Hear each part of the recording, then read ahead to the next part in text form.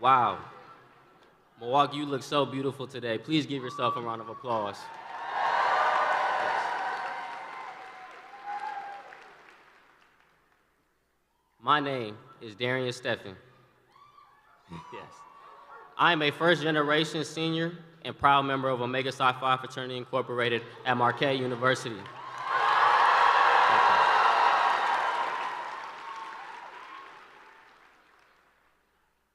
I grew up not far from here in Menominee Falls, and I just got my dream internship with the Milwaukee Bucks. Thank you. Thank you. This Tuesday will be my first time voting in a presidential election, and I could not. Yes.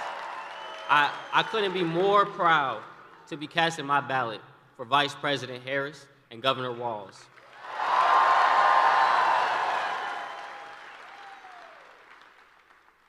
Over the past few weeks, my fraternity brothers and I have knocked on hundreds of doors to make sure our neighbors understand what is at stake in this election. I'm voting for them because we need leaders in the White House who will protect our freedoms, create more good jobs, and make it easier for people like me to afford groceries, health care, and housing.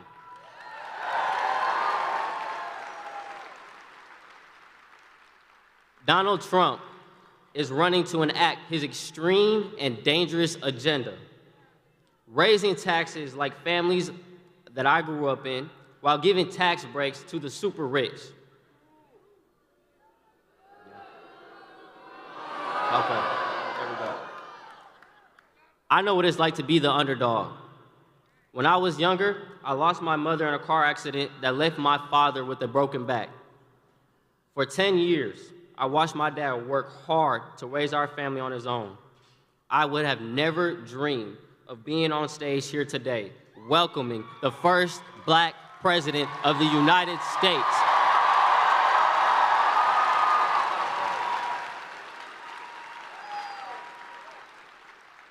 Just like me, people have counted out Vice President Harris her entire life. And time again, she has shown to us that she has the character and the skills that we need in a president.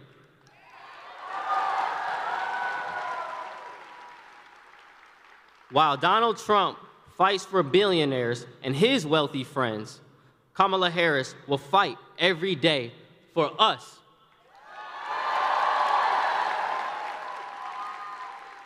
That is why we need to send her to the White House, Senator Baldwin back to the Senate, and elect Democrats up and down the ballot. I don't know about you, Milwaukee, but I'm feeling real fired up. Are you guys ready to go? Thank you all so much. And now it is my honor to introduce someone who has been working for Wisconsin her entire career. Ladies and gentlemen, Senator Tammy Baldwin.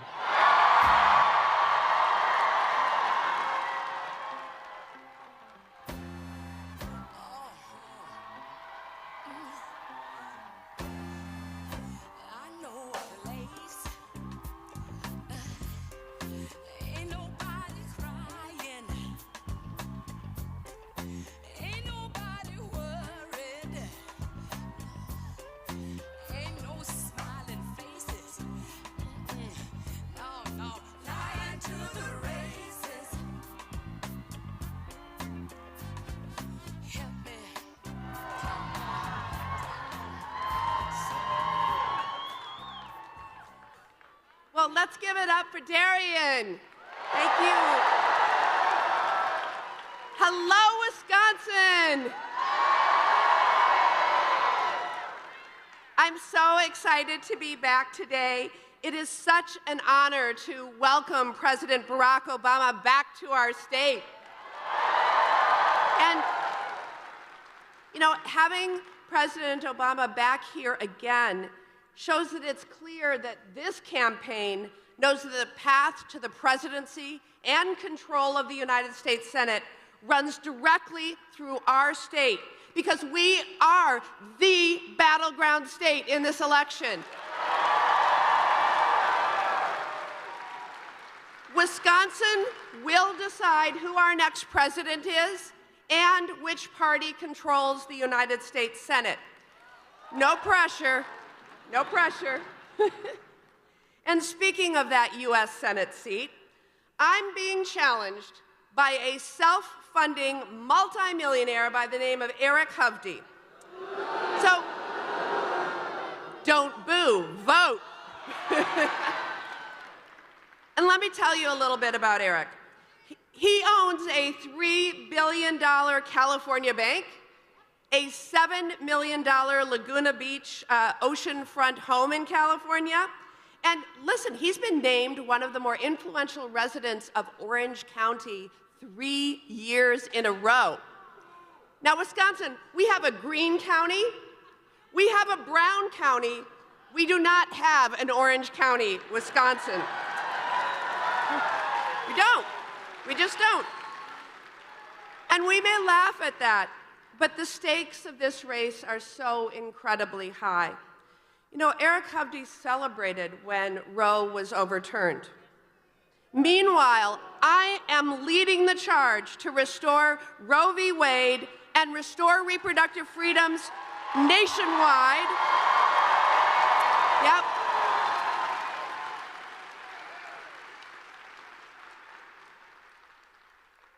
And I want women, not politicians, to decide our own health care. Thank you.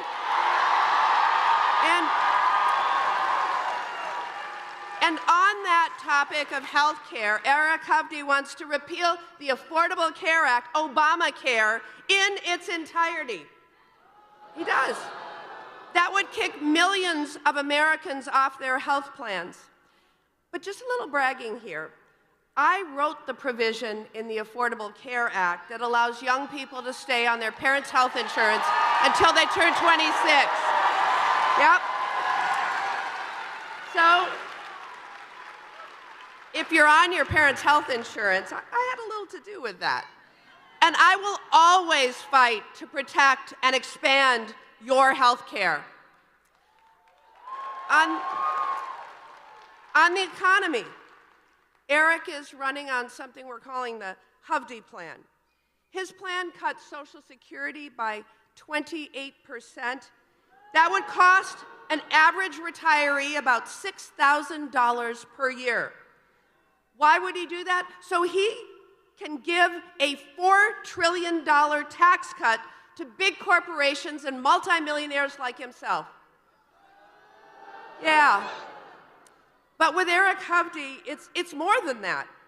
You might have noticed that he's just about insulted everybody, right?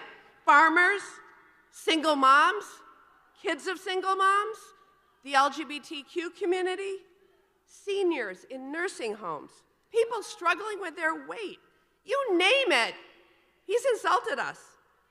And it seems like if you're not a rich guy like him, he doesn't think very much of you. It's clear to me that he's spent more time on his private California beach than on any factory floor, or family farm here in the state of Wisconsin.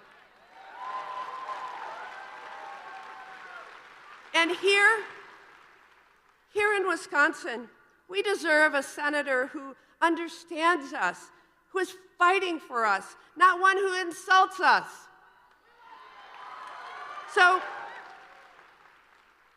Wisconsin, the stakes could not be higher for our reproductive freedoms, for our health care, for our economy.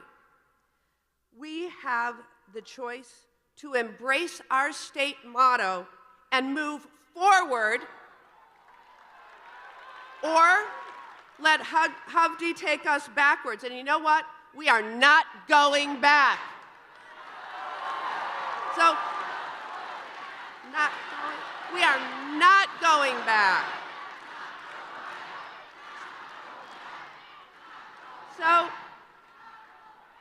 So if you have not voted, Tuesday is your last chance. So bring your friends and get out there and vote.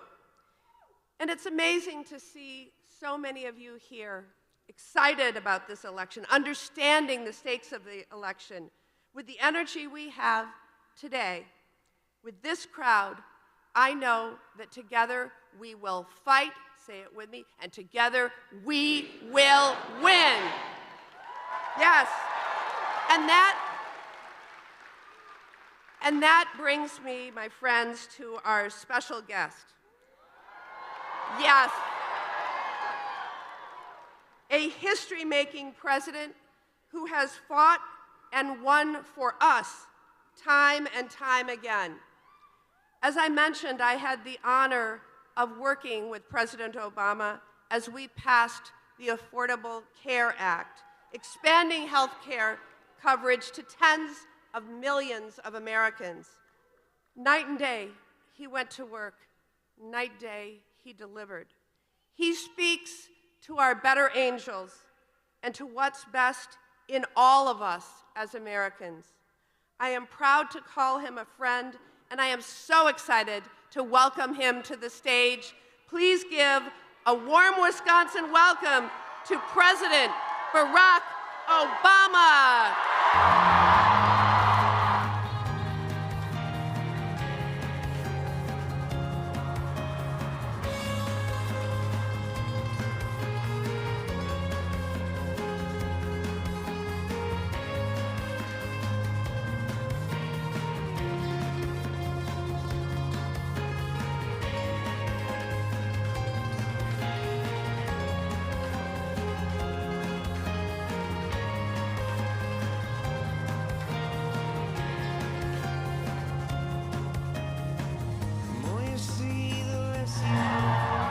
Hello, Milwaukee! Are you fired up yet? Are you ready to go? Oh, it is good to be back in Wisconsin. Good to be back in the Midwest. And good to be back in Milwaukee. Now, you may have noticed we're doing our rally a little early because we have to wrap up before the Packers-Lions game starts. So, cheeseheads, don't worry. I'm not trying to compete against that. And the Bears are also playing, so. Hey.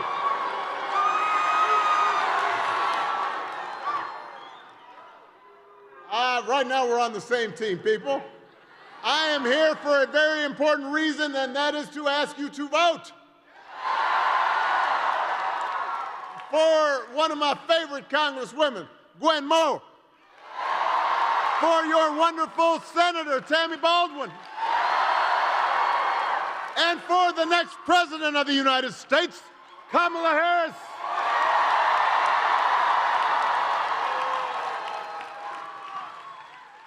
Now, if you have not voted yet, today is the last day of early voting in Milwaukee. You can still get it done before the game. I won't be offended if you leave right now. If you have an absentee ballot, do not put it in the mail at this point. Bring it to a drop box at any early voting site. And if you can't vote early, make a plan to vote on Election Day. November 5th, polls are open from 7 a.m. to 8 p.m. Just go to let me make sure I get this right, wisdems.org/vote. And that'll tell you where you can go. And remember to bring your photo ID. And then get your friends and your family to make a plan to vote too, because together, in 3 days, we have a chance to choose a new generation of leadership in this country and start building a better and stronger and more hopeful America. Now, I don't think it's any news to you that this election is going to be tight.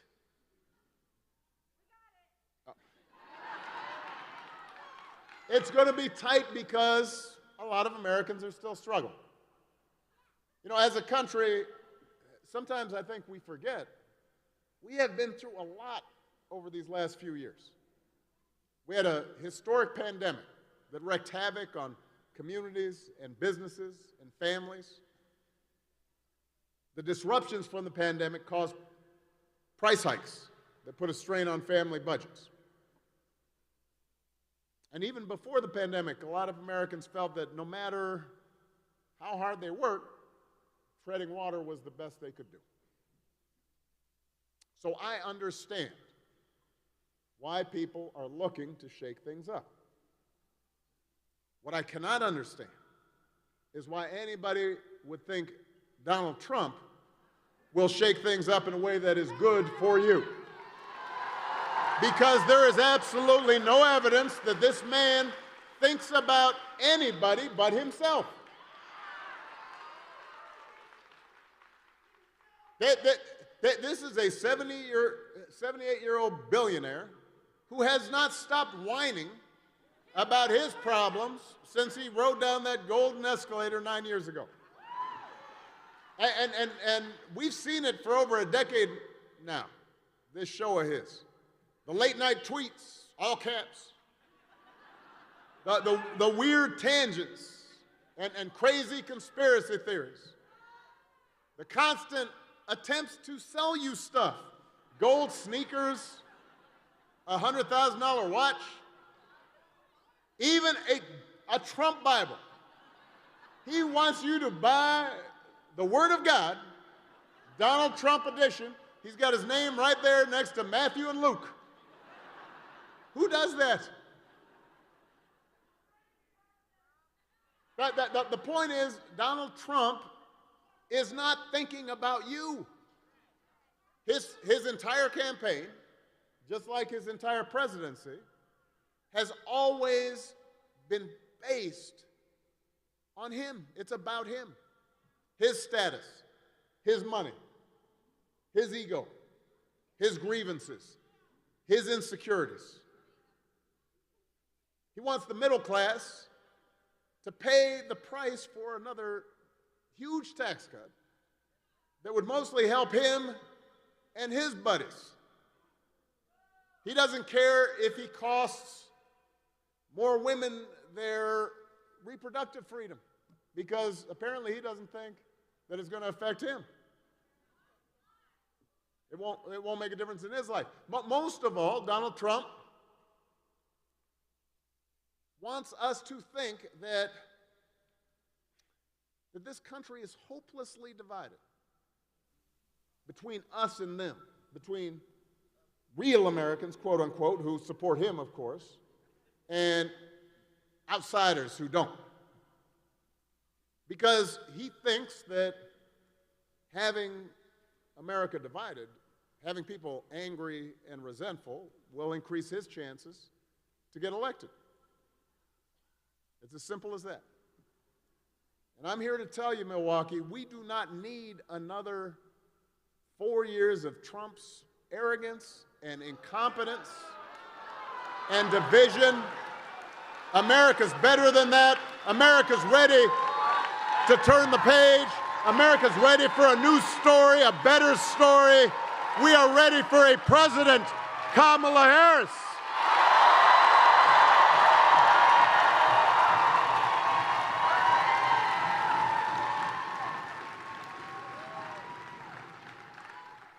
And the good news is Kamala Harris is ready for the job.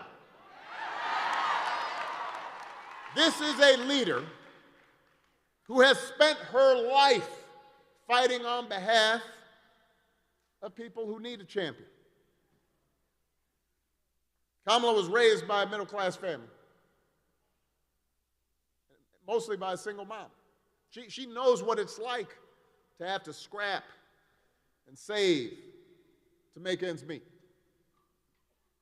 When she was in college, she worked at McDonald's to help put herself through school. She didn't pretend to work at McDonald's when it was closed.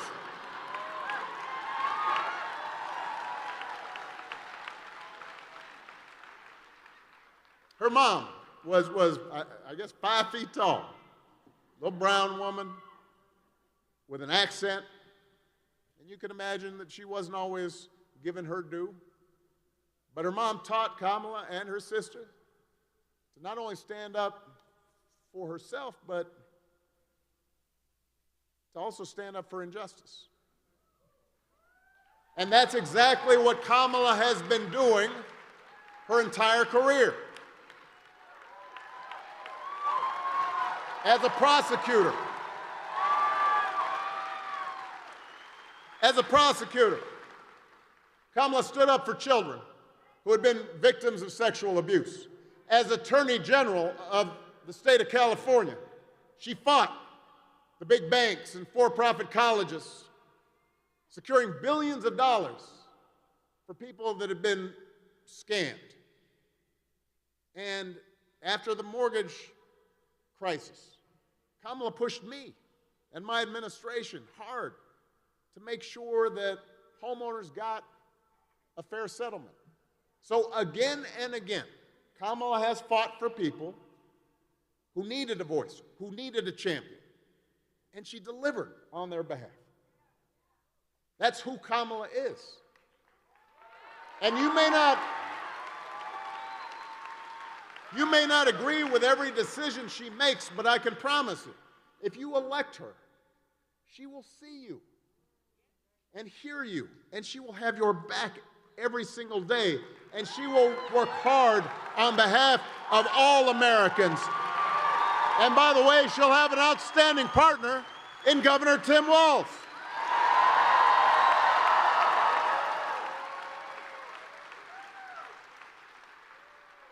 I love that dude. He is a veteran, he's a teacher, he's a coach, he was a great governor. Turns out he can even take a vintage truck apart and put it back together again. You think Donald Trump can do that? Do you think Donald Trump has ever changed a tire in his life? If he gets a flat tire, he calls his chauffeur, Jeeves. Jeeves, change that tire. I don't know if his chauffeur's actually named Jeeves, but I like to think it's Jeeves. The point is, if you elect Kamala and Tim, they know something about your life because it's been their life. They'll be focused not on their problems, they'll be focused on yours. And that's why, for so many of us, the choice in this election seems like it should be so clear. I mean, on the one hand, you've got a former president whose time in office was characterized by so much chaos and scandal that he was impeached not once, but twice. Twice. And on the other hand, you've got somebody who cares about working people and who has served with distinction in every office that she has ever held. But here's the thing, Milwaukee. We live in a big country. Wisconsin's a big state. People have a lot of different points of view.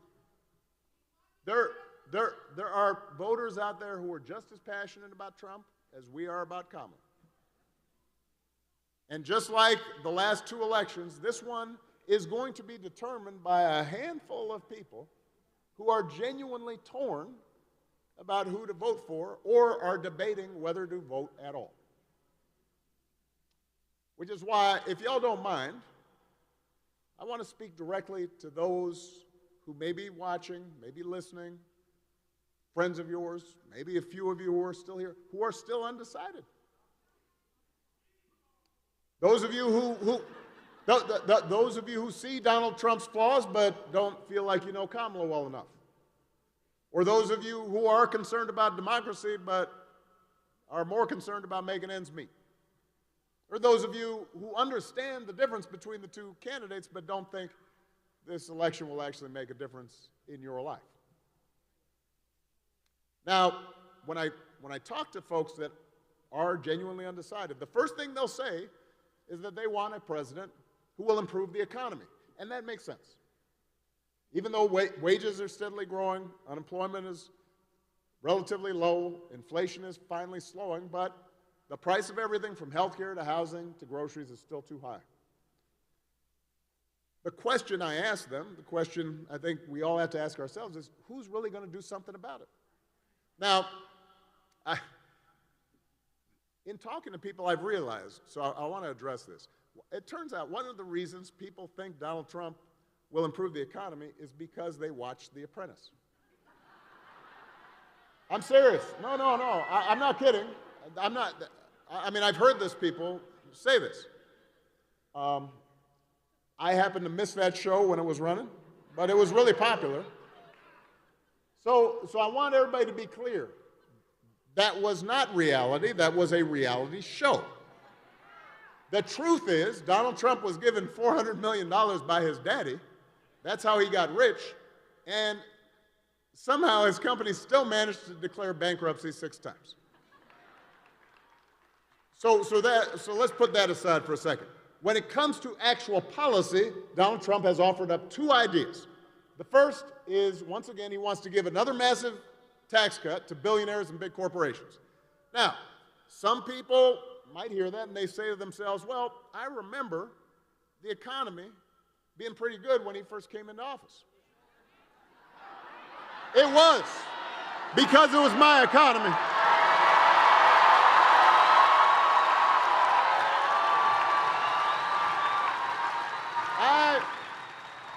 I had spent 8 years cleaning up the mess the Republicans left me.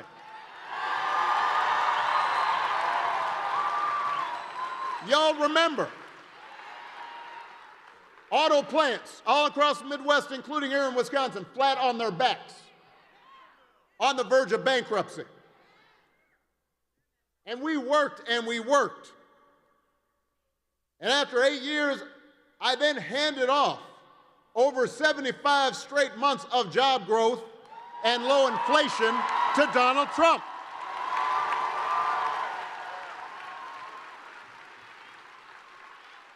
And the only thing his tax cuts did back then was to help folks that were already doing good and drive up the deficit in the meantime. Trump's other big idea is to slap a tariff on everything from food to TVs. Now, almost every economist who has looked at this idea says that won't lower prices, that makes prices higher. And when he's challenged on this point, Trump will brag about, well, look at gas prices. They were $2 a gallon when I was in office. You know why gas was so cheap? Because there was a global lockdown during COVID and nobody was driving. And he's talking about it like it was the good old days. I want us to remember that. Yes, gas was super cheap because we were stuck inside the house. Nobody was buying gas.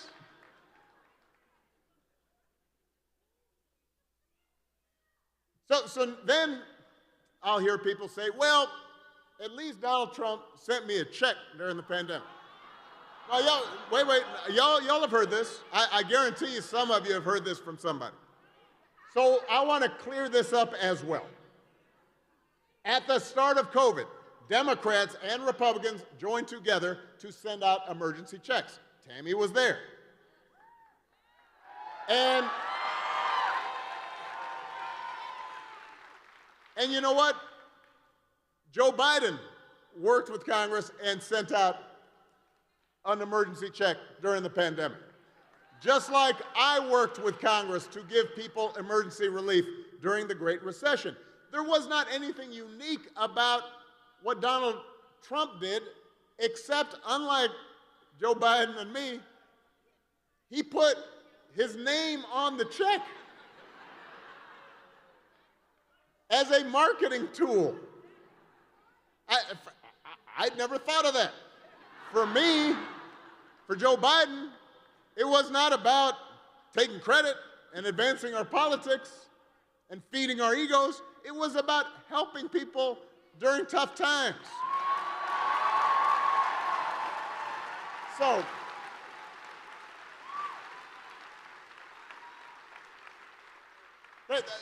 the point is, for those of you who are still making up your minds out there, do not give Donald Trump the benefit of the doubt because he was on a reality show. And certainly do not give him credit for an economy that he inherited. There is only one candidate who has offered serious ideas about how to drive down prices and make this economy work for everybody, and that is Kamala Harris.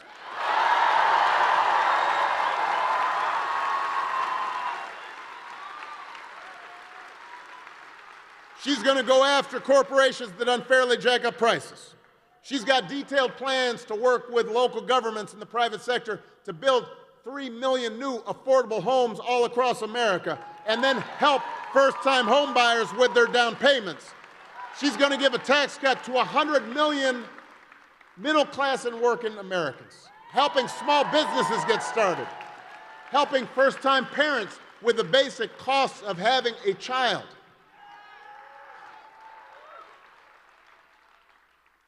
Now let's talk about health care. If you ask Donald Trump what he's going to do to make health care more affordable, he's got one answer, and that is repeal the Affordable Care Act. And he's not by himself. The other day, the Speaker of the House, the Republican Speaker of the House, Mike Johnson, said there would be, quote, no Obamacare if Trump wins. Now, do not boo. Vote. Now, neither of them can really explain why they want to end it, except for the fact that I did it. The problem they have is, guess what? The Affordable Care Act works. Almost 50 million people have gotten health care because of it. Another 50 million have the security of knowing insurance companies can't deny them coverage because of a pre-existing condition. The more people benefit, the more popular it has become.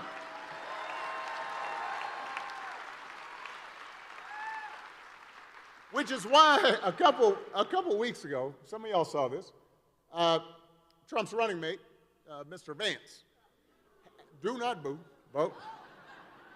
Mr. Vance had the nerve to say Donald Trump, quote, salvaged the Affordable Care Act. What? What? Donald Trump spent his entire presidency trying to repeal the Affordable Care Act, trying to tear it down, and he couldn't even do that right. And now, 8 years after he was elected, he was asked, well, if you did repeal it, what would you replace it with? And he looked, and he kind of fumbled around, and they said, well, I've got concepts of a plan for how to replace it. Now, I want you to think about this for a second. Let's say your boss gives you an assignment, says, I need it by Friday. Friday rolls around. Your boss comes up to you, says, did you finish that project for me? And you say, well, actually, I haven't started, but I do have a concept of a plan. Or you could try it at home. Honey, did you do the dishes? You throw out the trash? I've been watching this football game, but I do have a concept of a plan to do the dishes. How's that going over? You're on the couch. If it would not work for you, why should it work for the President of the United States? It shouldn't. The good news is Kamala Harris doesn't have concepts of a plan. She has actual plans to limit out-of-pocket health care costs, to keep lowering prescription drug prices. And Kamala Harris understands the threat to women's health that has been posed by the decision of Donald Trump's Supreme Court to overturn Roe versus Wade. Since then, we have seen effective abortion bans in 20 states. Infant mortality rates have begun to tick up. Doctors are afraid to provide potential life-saving treatment to at-risk mothers.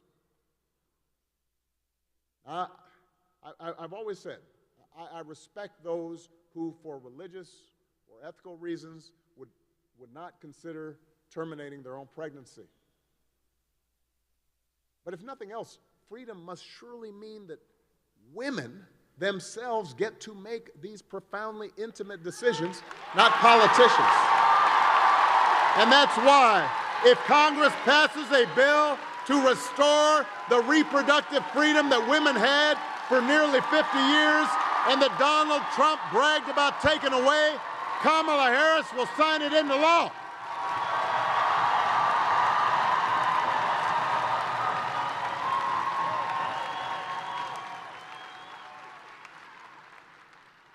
That's what Kamala stands for, not concepts of a plan, actual plans to make your lives better, to protect your freedoms.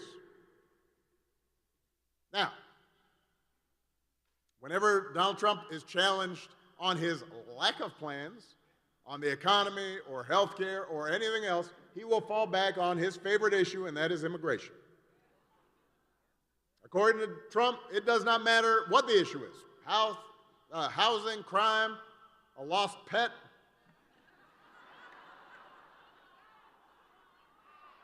If you just let him round up whoever he wants, ship them out, all your problems will be solved. America will be great again. So let's talk about immigration for a second. A lot of folks have legitimate concerns about what's happening at our borders. It is critical that the next president work with Democrats and Republicans to make sure our borders are orderly and secure. We are a nation of immigrants. We are also a nation of laws. And we have to make sure that those two things work together. But, you know, whenever the issue of immigration comes up, Donald Trump likes to say it's Kamala Harris's fault. She's been vice president for 4 years. Why didn't she fix it? Wasn't Donald Trump president for 4 years? Why didn't he fix it? If rounding up and deporting millions of desperate people is the answer to everything, why was the number of undocumented immigrants basically the same when Donald Trump left office as when he took office? Think about that. I'll tell you why. Because Donald Trump doesn't have a real plan to solve immigration. He's got a concept of a plan, and it's a mean and ugly concept. You know what would actually bring order to the border and fix our immigration system? The bipartisan deal that Kamala Harris supported, even though it was written by one of the most conservative Republicans in Congress. Donald Trump, on the verge of the vote, told Republicans not to vote for it because his mindset was, I want this issue to run on. I want to be able to fear-monger. That's how I'm going to win this election. That's how he was thinking. We do not need a president, Wisconsin, who will make problems worse just to make their politics better. We need a president who cares about solving problems and making your life better. And that's what Kamala Harris will do.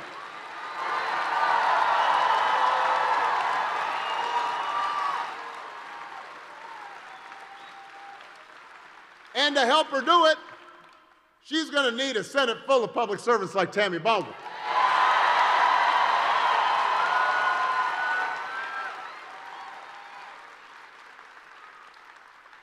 Tammy spent her career fighting for things like good jobs and affordable health care and medication and personal freedom.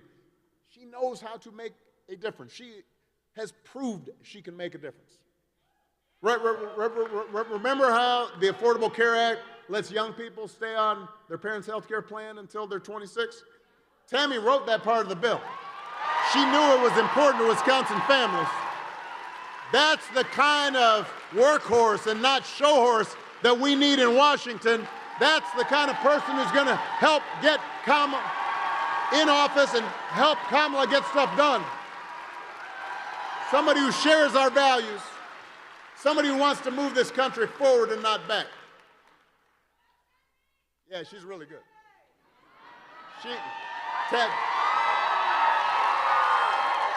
Tammy's legit. Now, there's one last thing I hear from undecided voters, and this, I'll be honest with you, may be the toughest answer. Toughest to answer. They'll tell me that at the end of the day, from their perspective, politicians are all the same. They make empty promises. Regardless who ends up being the next president, it's not really going to make a difference in their lives. And I know you've heard that from friends, neighbors, coworkers. And I think we can all understand why people might feel that way. You know, if you live in a small town in rural Wisconsin, and saw the plant close down, and jobs get shipped overseas, and young people start moving away because they don't feel like they've got a fair shot at advancement, you're going to feel skeptical about government being able to bring about real change. If you live in a neighborhood in Milwaukee where gun violence and the drug trade are a fact of life, and parents are scared about their kids just getting to and from school, you're going to feel the same way. So if that's your perspective, I want to be honest. Politics, you're right, politics is not going to solve all of your problems. No matter how well-meaning a president might be, he or she is not going to get rid of poverty or eliminate racism in one term or two. No president's going to reverse every long-term economic trend. They can't make sure your boss doesn't act like a jerk or make your kids listen to you when they're doing something stupid. But what government can do is make your life a little better. A president who's serious and who cares about you can make it a little easier for you to afford a home, a little easier for you to pay for your medicine, make it a little easier to send your kid to college or to get him an apprenticeship in a trade. And those small measures of improvement over time add up. And the flip side is a bad president, a president who does not see you, who does not care about you, can make your life a little bit harder. And that adds up too. When I was president, I did not solve all the problems of our healthcare system. But just this week, while I was visiting a campaign volunteer office in Maryland, 3 people separately, unprompted, came up and told me how the ACA had protected their families during a serious illness. One woman comes up and she says, "You saved my son's life." Now,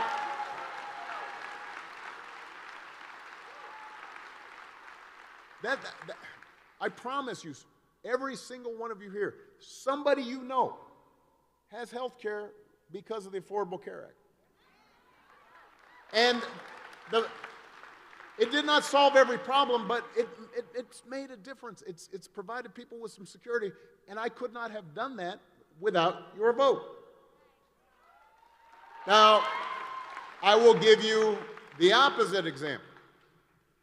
When I was president, we had to deal with Ebola and H1N virus, and so I started really studying issues of pandemic, and I called my team together in my second term, and I said, we need to put together a playbook for how to deal with pandemic, the same way we have a playbook for how to deal with natural disasters, hurricanes, floods, et cetera. What are we going to do? And so we put together the playbook, we called together all the agencies, sat them down, we ran what are called tabletop exercises to practice how are we going to deal with the state public health systems, what are we going to do with the schools, what kinds of travel restrictions might be put in place, how do we accelerate vaccines, had it all in this big book. And so when Donald Trump comes in, I hand it to him. Where's the book? I handed it to him, and apparently it was lost. And 3 years later, a pandemic hits. Now, I want to be fair on this. No matter who was president, the pandemic was going to be a terrible crisis. People were going to get sick. People were going to die.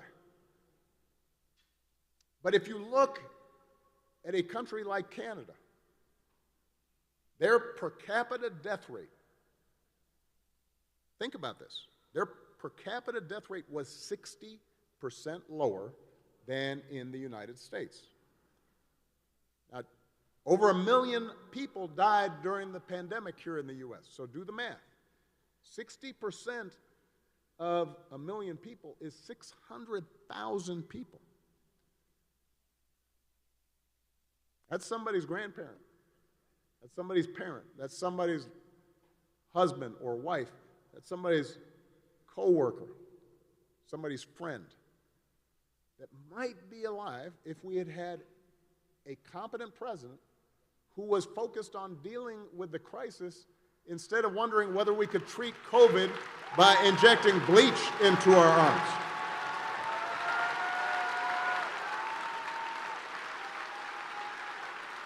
So if somebody tells you this election does not matter,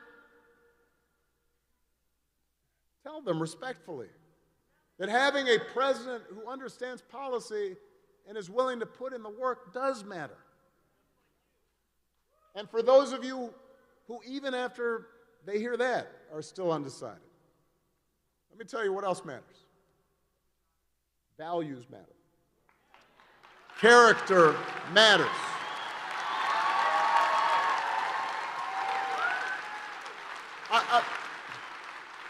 A president makes a million decisions. And most of the time, they're judgment calls. The easy decisions, the obvious decisions get made by somebody else. The hard ones are what gets to the president's desk. And you can't anticipate every issue that's going to come down the pipe. And so it's really important. Does that person have a moral compass? Do they have some integrity? Are they focused on doing what's right by the American people? Values matter. Some of you know that when I was growing up, I didn't have a father in the house, but I did have people around me. Stepfather, grandparents, teachers, coaches, most of all my mom, who taught me the difference between right and wrong. Who showed me what it meant to have integrity, to be honest, to be responsible, to work hard, to treat other people the way I wanted to be treated. Now, there were times where I did not perfectly live up to those values, especially when I was a teenager. But as I got older, I internalized those values. I tried to live up to them. Not perfectly, but I knew they were important, and I wanted to be that person. And I suspect most of you grew up the same way. And one of the most disturbing things about this election, not just this election, but Trump's entire rise in politics, you can see it just pervading our political culture, is how we seem to have just set aside those values that we were taught. A month ago, we had one of the deadliest hurricanes in American history. President Biden and Vice President Harris were in some of the communities that were affected, meeting with local officials, comforting families.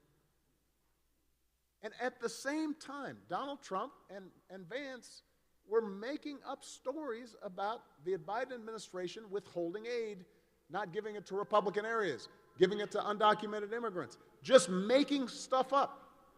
Even Republicans on the ground said, that's not true. That's a bald-faced lie. My question is, when did that become okay?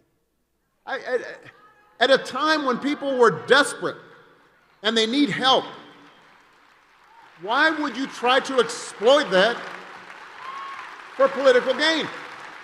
No matter where you stand on the issues, no matter what party you belong to, why would you go along with that? If your coworkers acted like that, they wouldn't be your coworkers for very long. If you had family members, if you had a family member who acted like that, you might still love them, but you wouldn't put them in charge of anything because you'd realize they're not trustworthy. And yet, when Donald Trump lies or cheats or shows utter disregard for our Constitution, when he calls service members who died in battle losers or fellow citizens vermin, so many of his supporters are willing to excuse it or justify it or overlook it.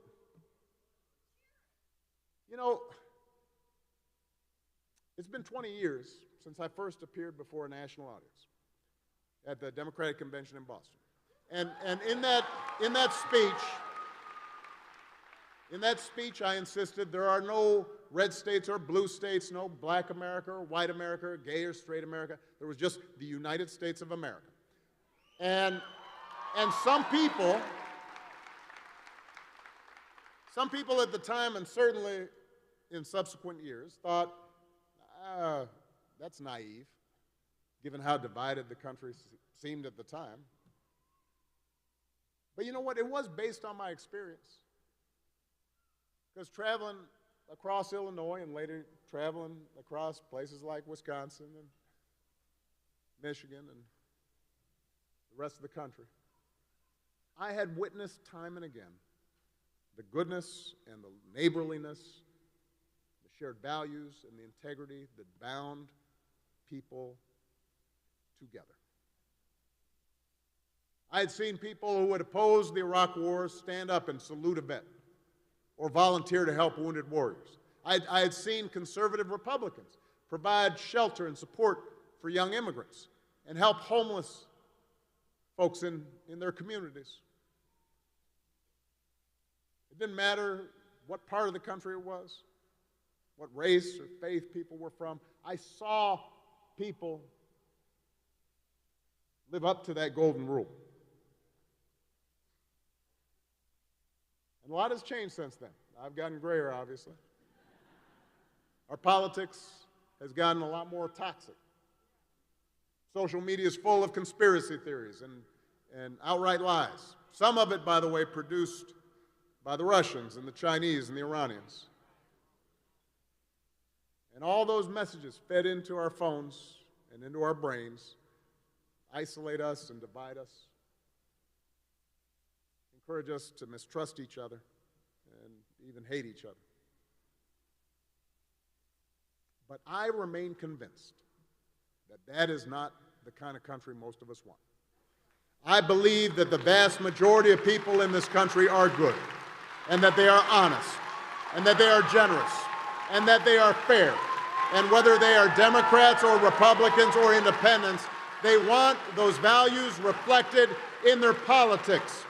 And whatever questions you may still have about Kamala's position on this or that issue, I can tell you that not just in this campaign, but throughout her entire career, she has conducted herself with grace and with dignity, that she respects people of all races and all faiths, that she does not demonize those who do not support her or threaten those who disagree with her, and that as president, she will care and listen to all the people of these United States.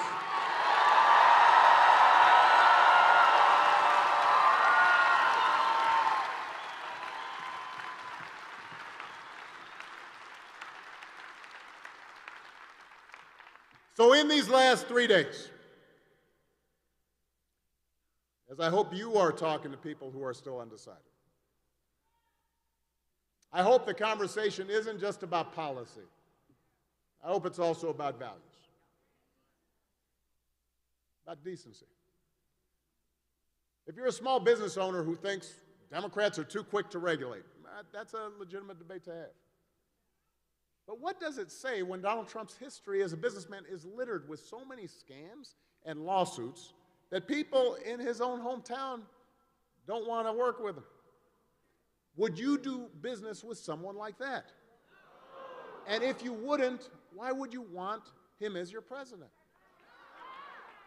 Regardless of what your party affiliation is. If you're a union member, think about who's more likely to look out for your interests. Somebody like Kamala, who has stood up for working people all her life, or somebody like Donald Trump, who has encouraged union busting and stiffed his own workers. If he cheats them, what's he going to do for you?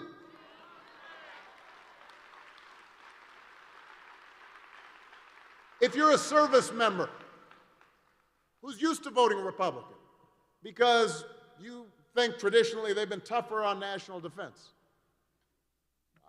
I understand that. We can have that debate.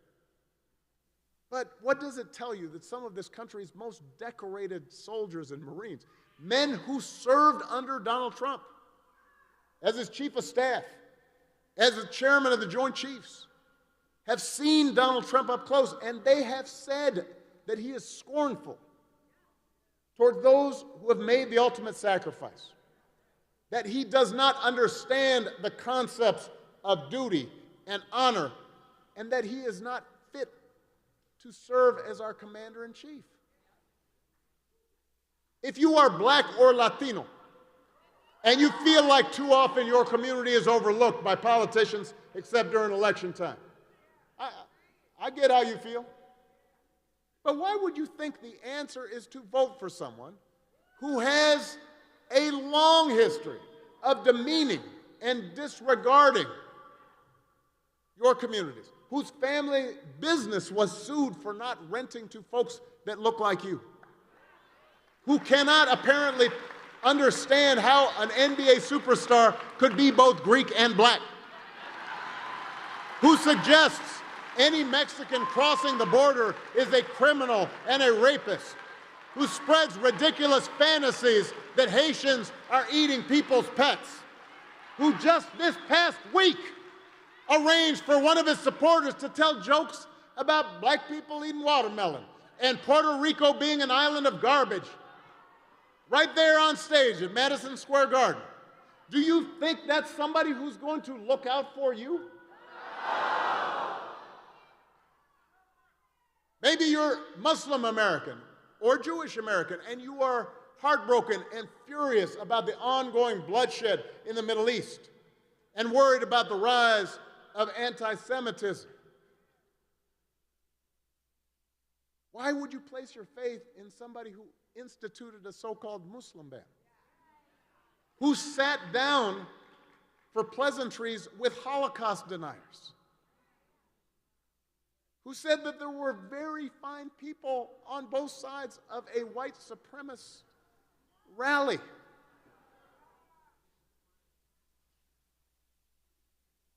And if any of you have a dad or an uncle or a coworker or a drinking buddy who says he's thinking about voting for Trump because he's tired of cancel culture, or because he's uncomfortable with Kamala's position on transgender issues, or because he just thinks that America needs a strong, tough leader who will get stuff done, you might want to ask them, with respect and with love, what evidence do we have that Donald Trump actually got stuff done? And since when exactly is Trump's trademark behavior, the boasting and the bullying and the selfishness and the cruelty, since when is that a sign of strength? That is not what real strength looks like, Milwaukee. It never has been. Real strength is about working hard and taking responsibility and telling the truth even when it's inconvenient. Real strength's about helping people who need it and standing up for those who can't always stand up for themselves. That's what we should want in our daughters and in our sons, and that's what I want to see in the President of the United States of America.